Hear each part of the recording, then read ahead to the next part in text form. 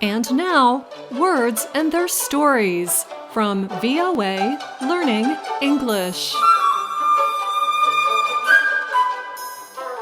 The world is filled with buttons.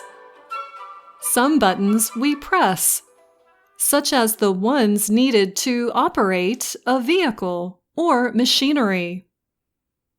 Some buttons fasten our clothes. They keep our shirts closed and our pants from falling down. In English, the word button is found in many useful and common expressions. Let's talk about the kinds of buttons you press or push.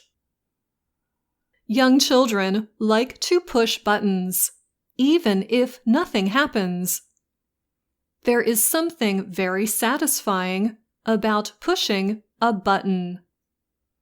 Well, did you know that people have buttons too? However, these buttons are not physical things.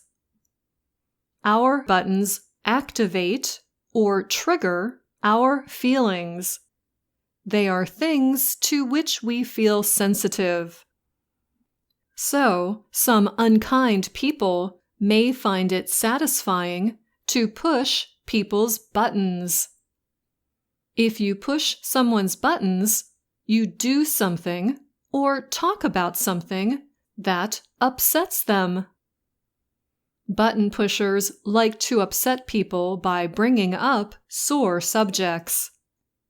For example, a woman I used to know always tried to push my buttons by bringing up an old boyfriend.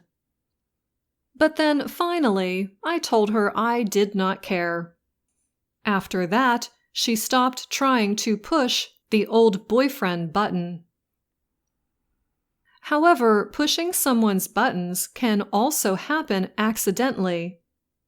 Sometimes we don't mean to, but we can bring up an issue that is touchy to someone else.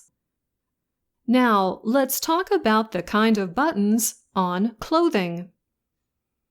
As you know already, buttons are fasteners on our clothes.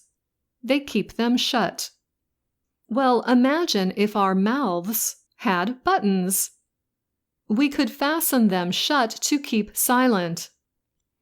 And that gives us some impolite expressions. They all mean to be quiet. If I tell someone to button their mouth, button their lip, or to simply button it, I am telling them to shut up. Like I said, the expressions are rude. But there is another way we use button in our conversations. For a button on our clothing to work, it needs a buttonhole. Otherwise, you can't fasten them. A buttonhole traps the button. So if you buttonhole someone in a conversation, you trap them. Like a button that has slipped into a buttonhole, they cannot escape. Now, you can buttonhole someone with a fun topic, but usually we use this term when someone talks to you for a long time about something you don't want to hear. If you are buttonholed over an unpleasant topic, you can also say that someone had you cornered. Now, let's hear some of these terms used between two friends. Where have you been? I've been looking all over for you. Have you tried the cake? It is so good. I haven't had anything to eat or drink yet. Jen had me buttonholed for an hour about her work project. Not cool. A party is not the place to corner someone about work. And she knows I wanted to work on that project. Really not cool. She just wants to push your buttons. and you're too nice to tell her to button it. Are you still upset about the project? No, I'm over it, and I told her. I also told her that I don't want to talk about work anymore at a party. Good. Not caring is the best way to deal with a button pusher. Uh-oh. Look over there. Now she's got David buttonholed. Poor guy. But he can take care of himself. Now, where is that cake you were talking about?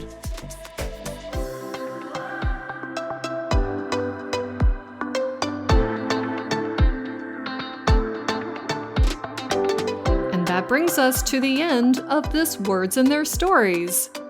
Until next time, I'm Anna Mateo.